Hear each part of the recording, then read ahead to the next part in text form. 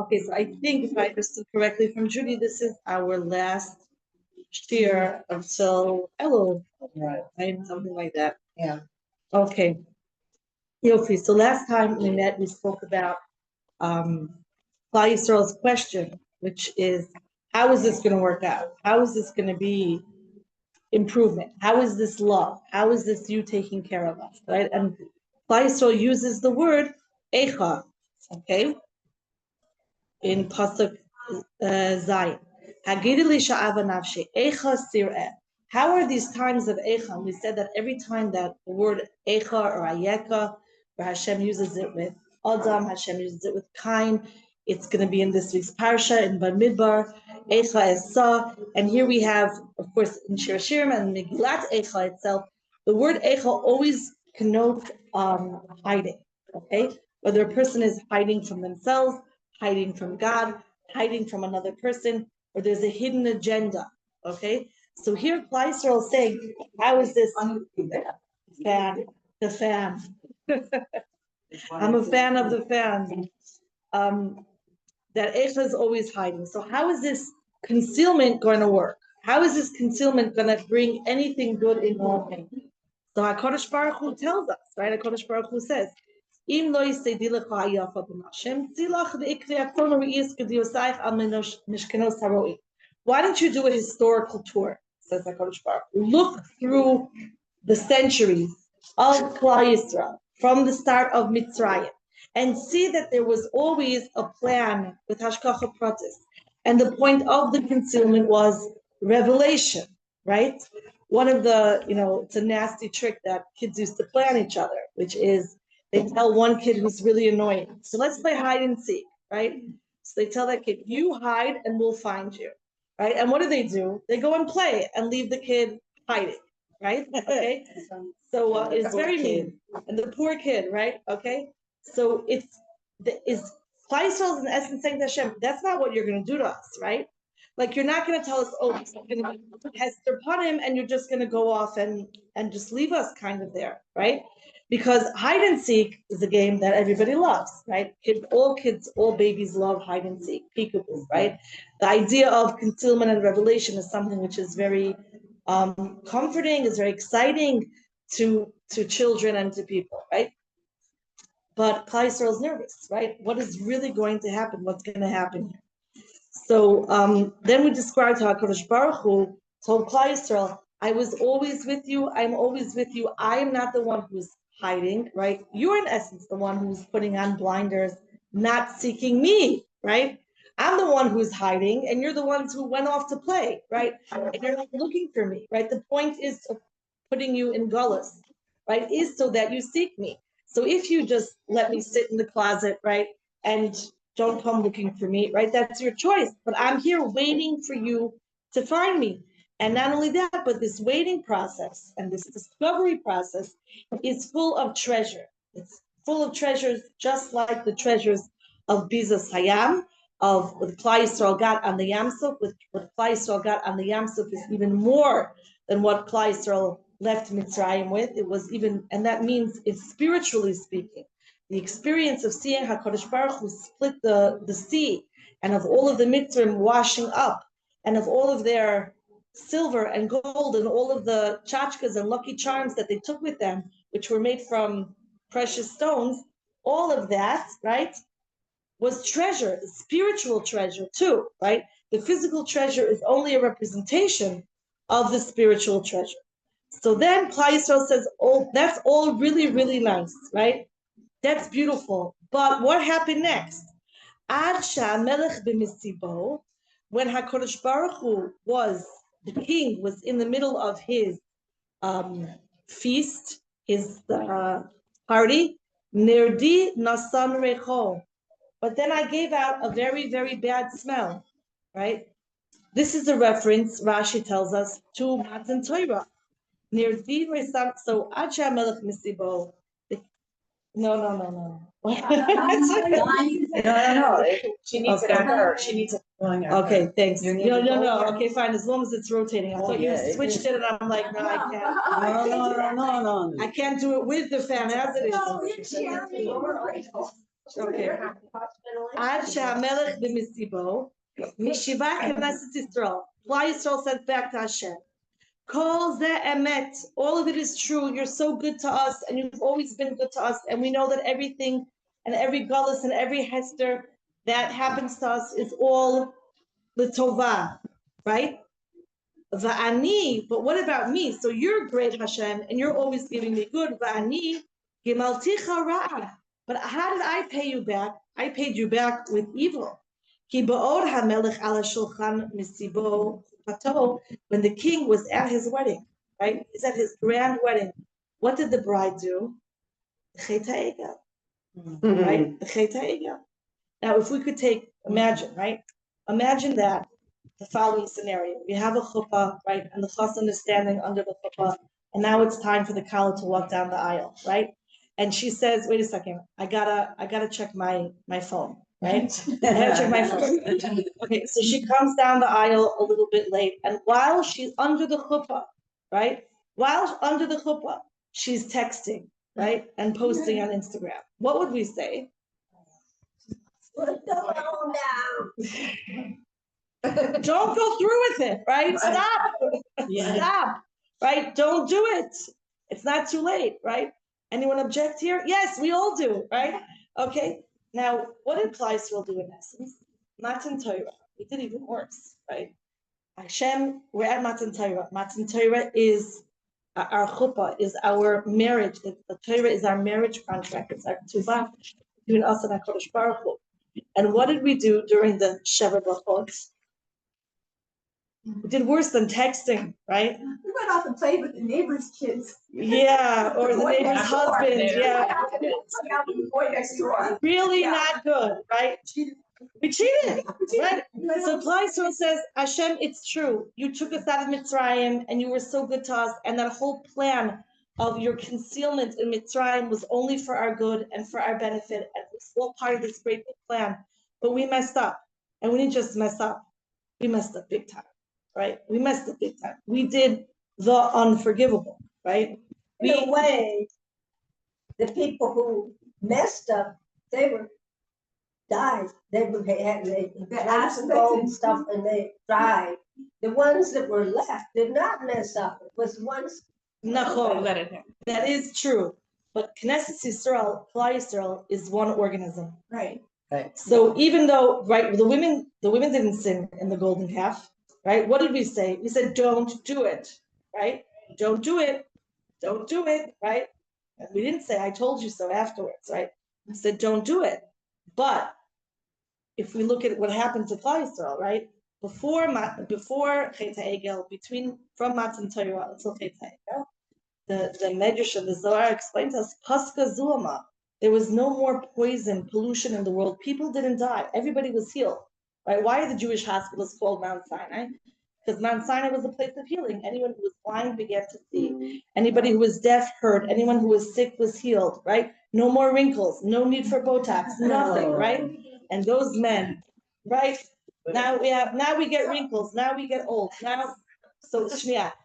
But we didn't sin. So why do women die? Right?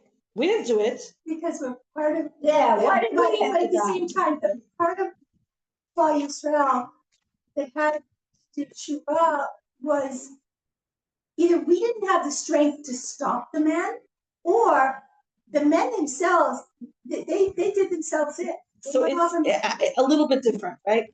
And that is that we're all one organism, right? We're all one. So it's not like, oh, they can, yes, them, and no them, right?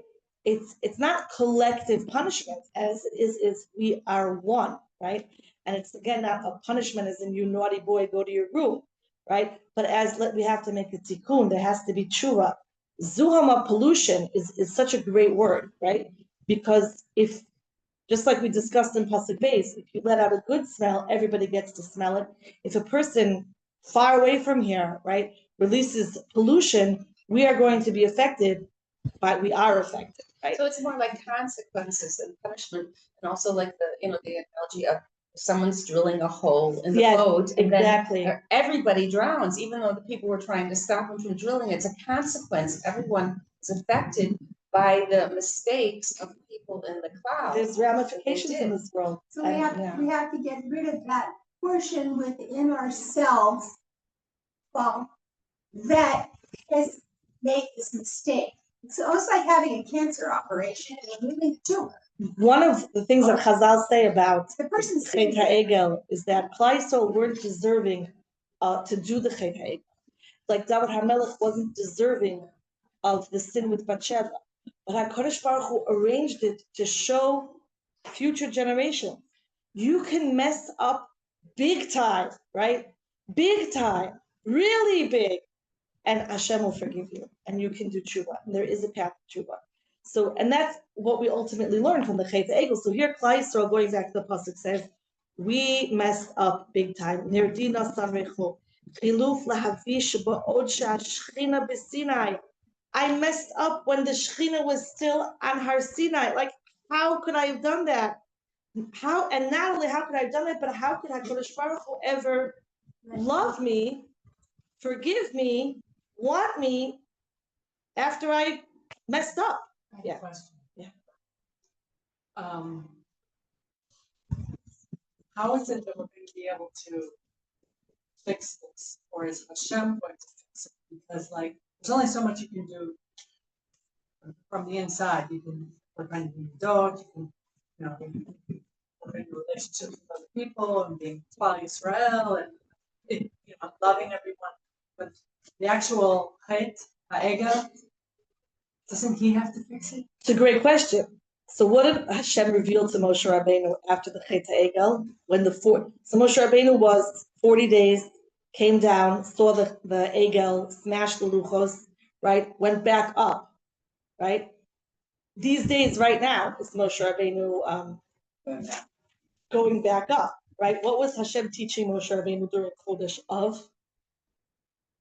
He's teaching him the Hashem, Kelchanon V'Racham, the 13 principles of compassion, the Yud Gimel Midos HaRachamim, where that is a person does tshuva, but ultimately Hashem v'nakeh.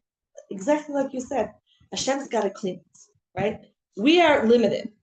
We're human beings. We're limited, but we have to do our part. What's our part? Our part is believing that Hashem will forgive us. That Hashem is much bigger than a human being who, like, we couldn't forgive, right? Maybe we couldn't forgive. But Hashem is bigger than that, right? Hashem is much bigger than that. Hashem is not a human. Hashem is God. And God is able to forgive even things that, as human beings, to forgive us. So one of the interesting things that Rav Hutner, Zecher Tzadik Livracha, used to say is that the Epicorsus, the Kfira, give me a word, somebody. What? Being a heretic. Thanks. The heretical thoughts of people today is, God will not accept my tshuva. Right? Me, I'm like, everybody believes in God, right? But do we believe that God believes in us? Right?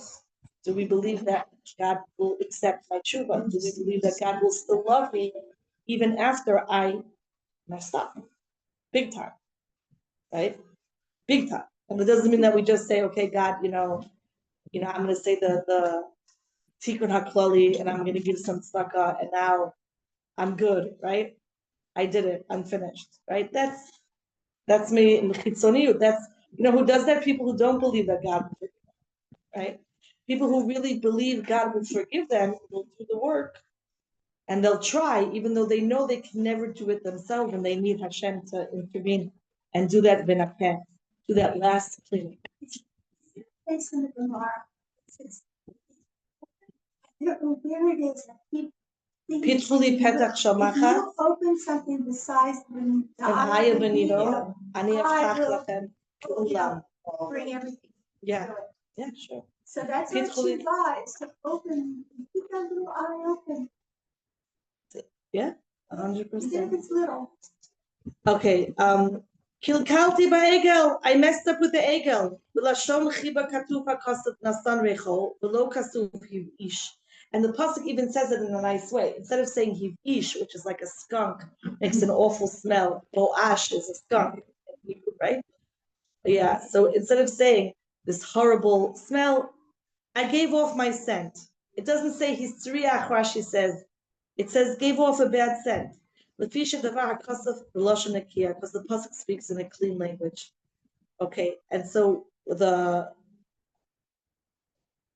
Alshech says, he doesn't say anything. And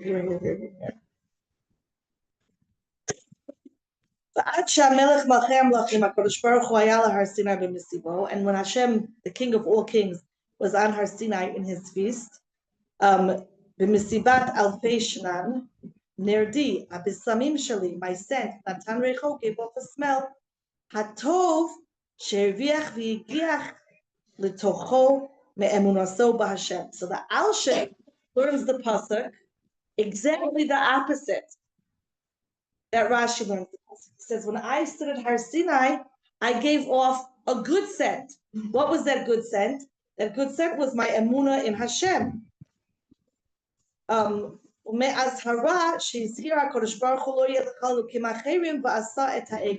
But then what happened? So I was giving off this good scent, and things were going well. But then what happened? Then I messed up. But the Alshech learns that the scent was actually the good scent of emunah, as opposed to how Rashi learns the pasuk that the scent was really actually a bad scent, and the pasuk is speaking b'lashon nekiah. In the Torah, we have Galbanum, which smells well. We have what? I think Galbanum is one of the ingredients of the Torah. One of the ingredients of the Torah, Okay. we learn at the end of Shabbos, is there's this list of all of these things. And one of them is something that smells really bad by itself. But mixed in But with when other it's things. put in, it creates the Ketara. And then there's other things. If you ever worked with essential oils or smelling things, there are things that if there's too much of them or they're in the wrong proportion, they become overwhelming and they become offensive. They don't smell good or whatever. Everything in its Own property. dosage. So maybe we needed to make that mistake in order for something that is ultimately good. To teach the ways of tshuva to future generations.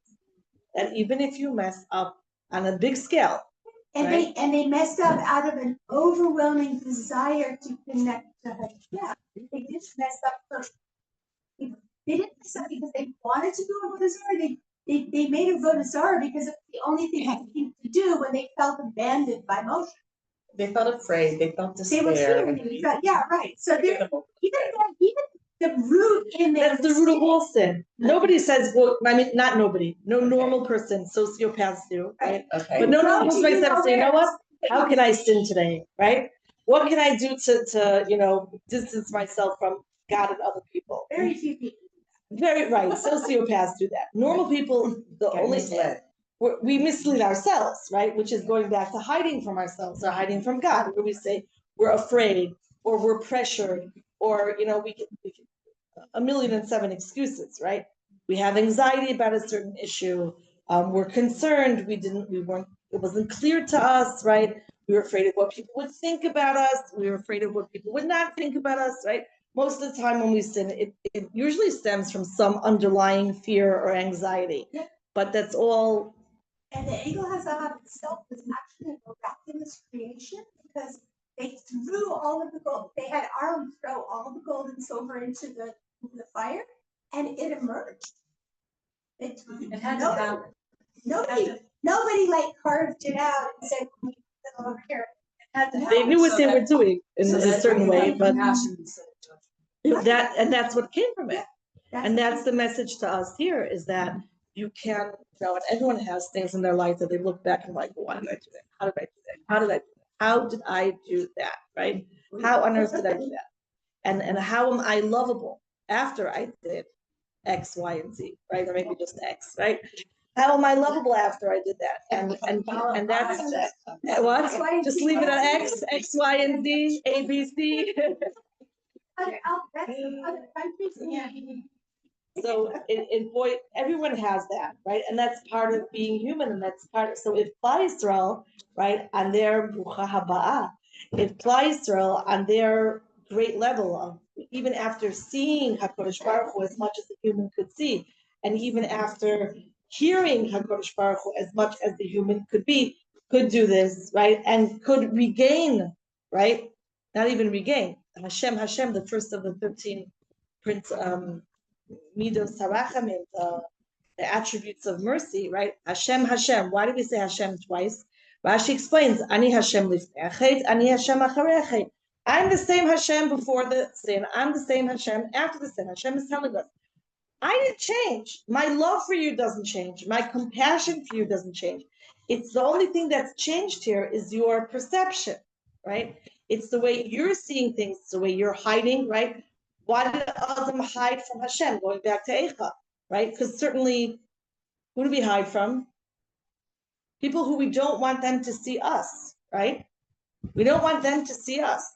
Now, why don't we want someone to see us? Because we're ashamed, right? That's what it says, bosheshu, right? And that word, by the way, is the same word used by the Chet HaEgel. Ki boshesh Moshe lavo. Moshe was delayed by 6 hours. Rashi says that's the word boshesh means. But it's a lashon of busha. It's a lashon of shame. Klal Yisrael were ashamed. What were they ashamed of? Perhaps they were ashamed of their dependence on Moshe Rabbeinu, and they were ashamed of not having that higher level of trust, right? As Adam Harishon, he's ashamed. One of the first feelings described in the Torah is shame, right? It's not the first, but one of the first.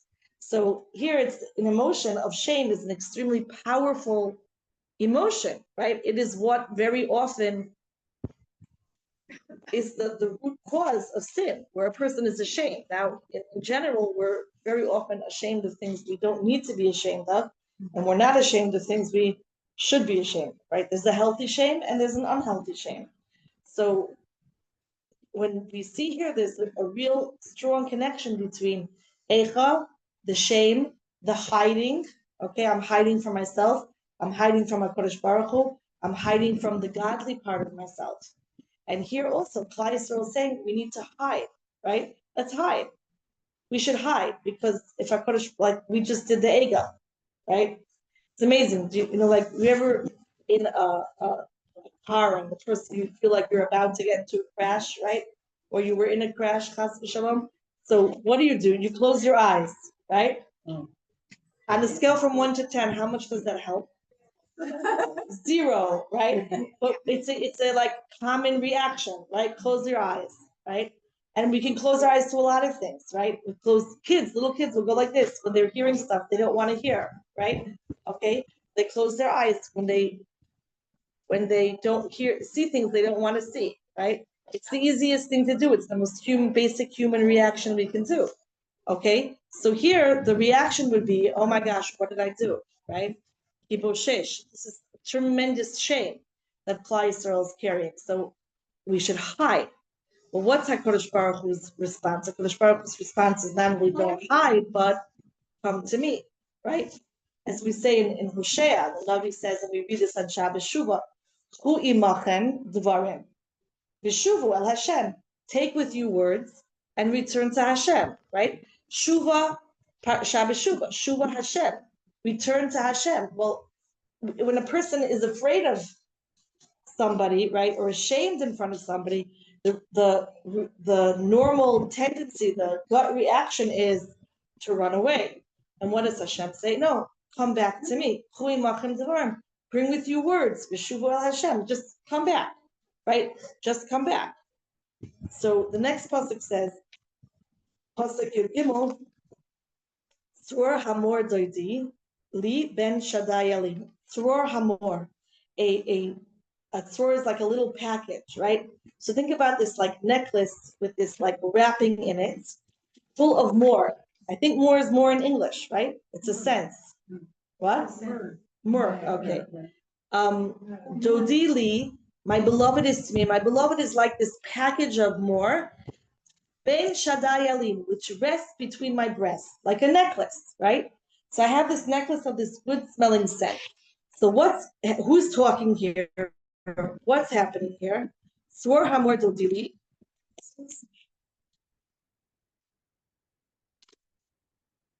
If I'm not mistaken, myrrh was used in the preparation of a mace, in the preparation of the body to prevent bad smell. It's something that was Not in the Tahara. not now in the Tahara, but in those times, it was something that was. There's some relationship between myrrh, MYRRH or something in English, that it's kind of resin. And yeah, I can't remember now, but I know it's not. No, we don't do that. But it was done. There's a reference there for what its usage was to stave off putrefaction, to stave off. I don't know. Sense. Well, it could be, but one second. Let's go to the pasuk. One second. Let's go to the Rashi. Sorry, go to the Rashi. Dodina aseli, my beloved makes me, kimi sheyesh lo tzror hamor becheko, like somebody who has this. My beloved turns me into somebody who has this good smelling scent package necklace. The amarlo harei lechatzor zeh sheitein reach tov. Yeah, you had a bad smell. You gave off a bad smell, but here I'm going to give you this scent, right? And you're going to now give off a good smell. It's going to combat the bad smell, and it's going to be more powerful. The good smell will be more powerful than the bad smell. She ibarata kacha kodesh baruch hu nitratzei Yisrael. So to Klal Yisrael, Hashem pacified Klal Yisrael al maaseh ha'egel. So who's pacifying who? HaKadosh Baruch Hu is calming us down, right? It's like a little child who breaks their mother's favorite vase, dish, right? Whatever they did. And the child is so upset, I'm so sorry. And who's comforting them? It's okay, right? It's okay. We'll buy a new one. It's okay. We'll figure it out. Umatzal lahem kapara al avonam. And HaKadosh Baruch Hu found for us atonement on our sin. The Amar hitnadvu leMishkan. Donate to the Mishkan. Vayavo zahav haMishkan vechaper al zahav ha'egel. And the zahav of the Mishkan, the zahav of the tabernacle, came and atoned for the zahav, for the gold of the golden calf. Ben Shaddai ali af al pi ma'alti bo. Even though I rebelled against him, Amar lishkon sham. But HaKadosh Baruch Hu said, even though I rebelled against him, Hashem said, I am going to come and rest my presence upon you. You will have a Mishkan, right? What the Mishkan is, Hashem telling us, I love you so much, I'm coming to dwell amongst you, right? I made a relationship through fire and through water. Ben Shaddai, Ben Shnei Badei HaAron. And where was the Shekhinah concentrated? Between the two poles of the Aron. Okay? And there's a short piece the Alshech says. We'll read the next pasuk and then we'll do the Alshech because he attaches the two pasukim together. And pasuk Yadalet, Eshkol HaKoifer Dodili, Bicharmei and Gedi. Eshkol is like a cluster of koifer. Koifer is another good smelling scent. Dodili b'charmei En Gedi, in the kramim, in the vineyards of En Gedi. So actually, there's a shul of one of the most ancient shuls that are still intact in Israel, in En Gedi, which has this pasuk in a mosaic on the floor. Okay, with very beautiful pictures. I actually saw it a few times. It's literally right near the hike and Gedi, the waterfall. It's right there. Question: what happened to the gold? The Egel Hazav was ground up. It was melted, ground up, and put into water, and then fed to the people who had done it. Right. Okay, so it was cast back to its donors, basically. Okay, I just wondered if that zahav, if that gold had been transformed into something. No, not that. It was completely. Well, nothing is really ever completely nullified. Yeah. It's recycled and refurbished. Well, that was the question, was it? Right. Right. Okay, It's interesting that the parsha was just talking about how there was no man that was kind, and so they gave all the gold to all the soldiers that fought in for Dinov. They gave all their gold as a present to Moshe. It's just in the parsha. We were learning about that on Shabbos. That we folded the parshios in half of Bamidbar. So that corresponds to Parshat Naso, where all of the Nisim were bringing all of their gifts of gold and silver and choshet. And we have in Naso, it's the Nisim, the princes of the tribes, who bring the gold and silver. In Matos, it's the regular simple people who contribute. So it's the expansion. Okay. So Eshkol HaKofer, Yesh Bosem Sheshmo Kofer. There's a good smelling scent. There's a perfume which is called Kofer. Maybe the Mitzvah Sion translates it.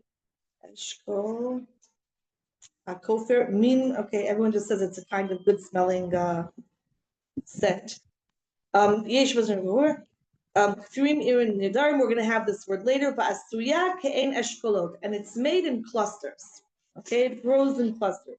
Becharmei and Gedi, Shem Makom, it's the name of a place. B'Shem Hu, Ra'iti ba'agada, She'otam Kramim, I saw in the Midrash that those vineyards, Osim Perot Arba'a or Chamisha Pa'amim Bashana.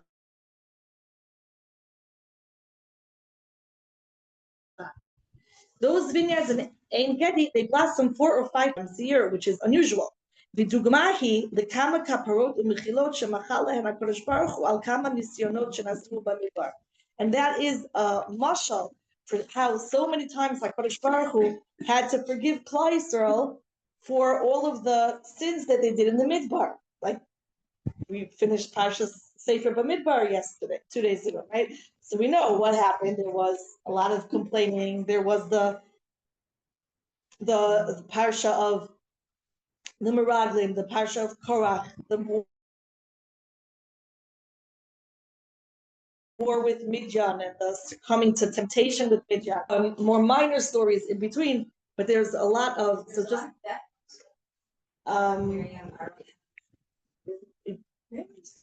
Yes and no, because Miriam is the only woman who died in the Midbar.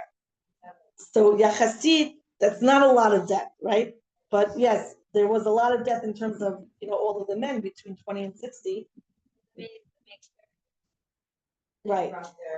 Died. But it's also that's the end of that tkufa. Okay. Okay, and the Alshech says, Eshkola Kofer Dodili. Kasher Yitzor Adam Kama Mine Bisamim Bitzor. When a person takes a bunch of different spices and ties them up in a bundle, there's one of them that's going to stand out. One of them which is going to be more potent than the others. And altogether, they're going to be even more potent than if they were alone. And if you put a lot of them, it's going to be even stronger. But it also has a deficit. There's also a kan here. If you take all these herbs, right, and tie them into a bundle, they're going to dry out. And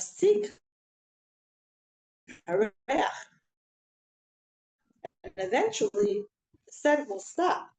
This specific kofer, this type of herb, which gives off a good scent, kasher ha-kofer, but the kofer, which are anfei ha'ilan, they're branches of a tree, mechomas sha'anafim nifrodim hema ena marichim bioter aval ma'ale yesh lehem shela'olam lo tafug recha.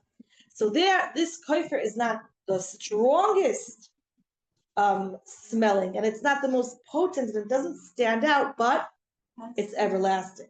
It's the long lasting. It doesn't dry out. Its smell doesn't pagtoket. It doesn't expire. Kozman sheyu mechubarim bi'ilan. All the time that they're connected to the tree, then they keep on giving them smell, this good smell. The Ummah Yisraelis Omer Kodesh Baruch Hu. And Klal Yisrael says to Hashem, Afal pi shechatasi ba'egel, even though I sinned in the golden calf, al kol zot areach hatov shehirachti b'Sinai lo pag. The good smell that I smelled at Har Sinai will never expire. That's an experience that I will carry with me forever. V'chol hadibros b'yachad hema kitzror. And all of the 10 commandments are together like this package, this little bundle of good spices, which smell better, and they smell good. Uben Shaddai Yalim Habsamim, and there's lying between my breasts on my heart. Hadibros Neshasharot Hema Belibi, the commandments are rooted in my heart. Vishama Shema Tomar Barov Hayamim Yitbashu, and if you say, well, yeah, they're like nice little spices dangling from your neck, but they're going to dry out. And you'll forget them. You're going to forget the dibros. No, not happening. Because the eshkol hakoifer is like my beloved. Just like the kofer doesn't lose its smell.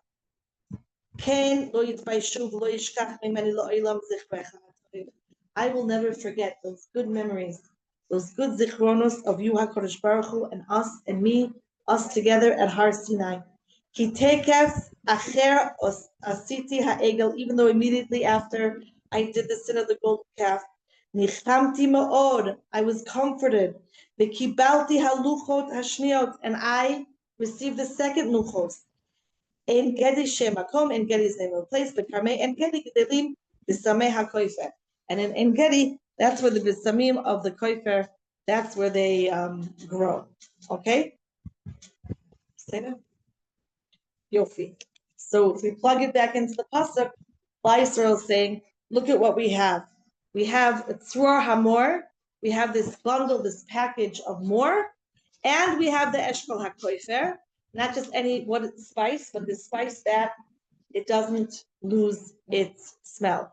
Okay, in the hands of Klal Yisrael, we are going to maintain the lessons that HaKadosh Baruch Hu taught us at Har Sinai.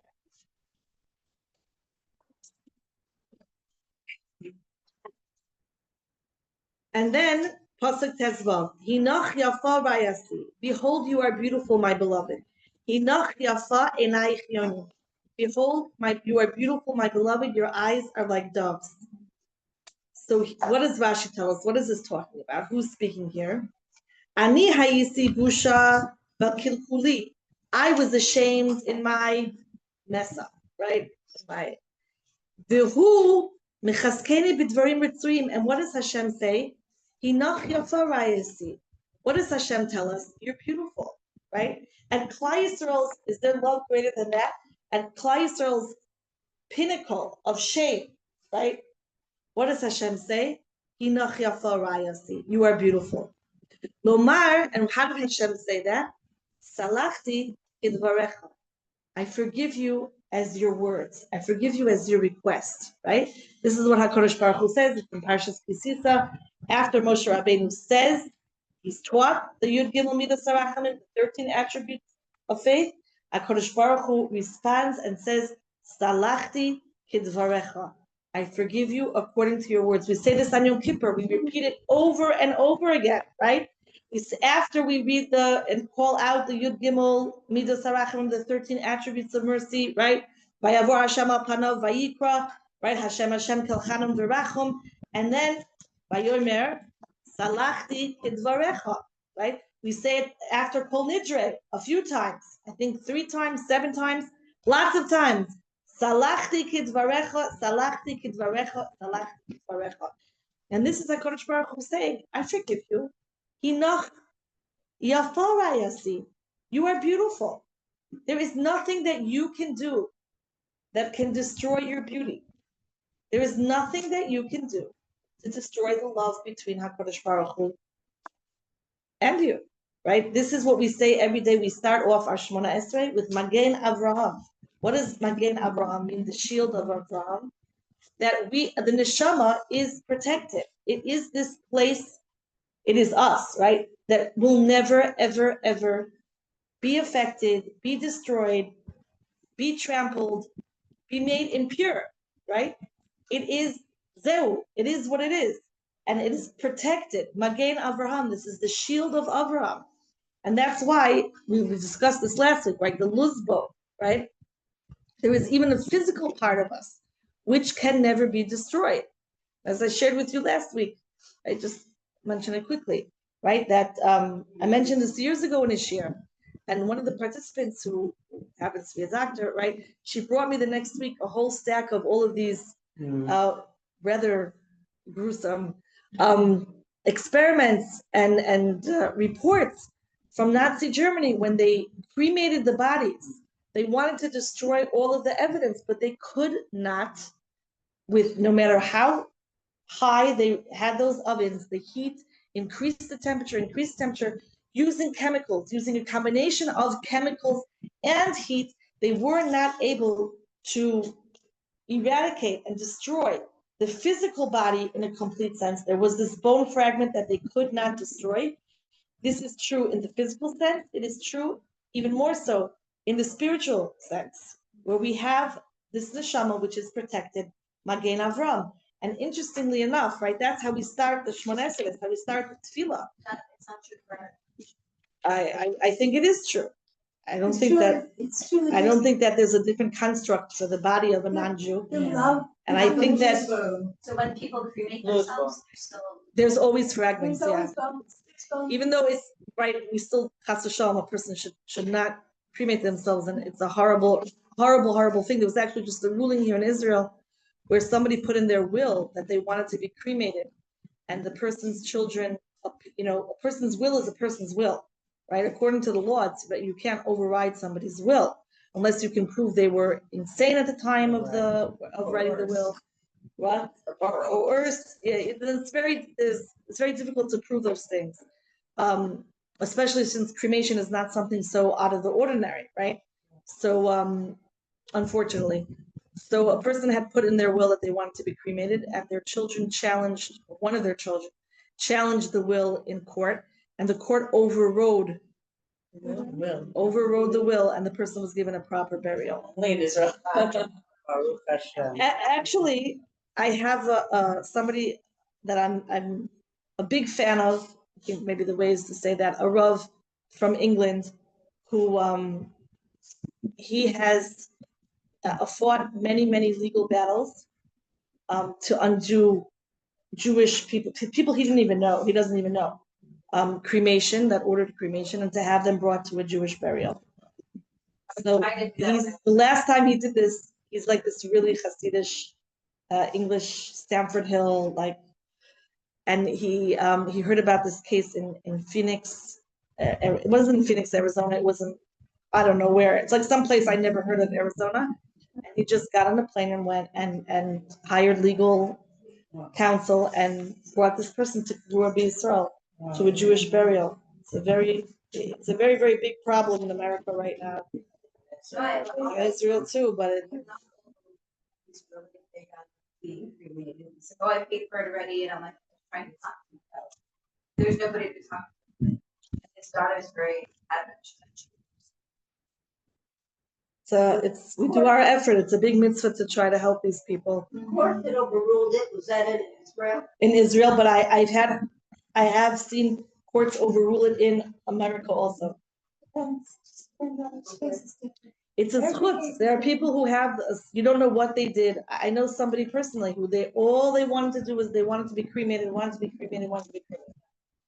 was somebody who had Jewish soldier in World War II, and he wanted to be buried in a certain cemetery where the Jewish soldiers are buried, in this particular cemetery with his battalion that he fought with in World War II, and they were all cremated. So he had to be cremated, and the ashes were scattered there. It wasn't exactly a burial, and that was his idea, right? And thank God, in the end of the day, he changed his mind, and he was buried in a military cemetery, but as a Jew, right? Not cremated. People. So it must be that why him and the other person not. Who knows what zchuyot these people had, what good deeds they did in their own life that they merited to be brought to peace at the end That's of why their lives. Hashem decides in some people. They merit it, you know, stuff that's.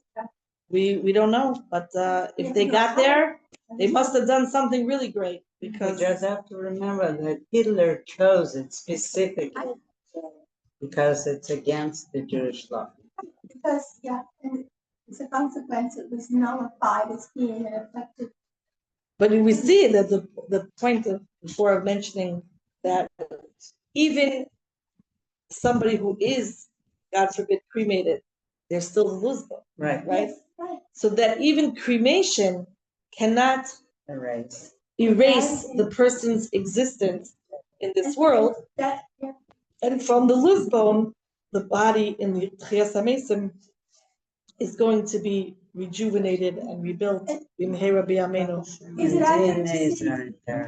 is it accurate to say that the loose bone and that this is like manifestation of the love between Hashem and ourselves, Hashem and His Absolutely. creation? Rabbi Nachman has a very nice Torah on this. This is what it is. That's the lose, what?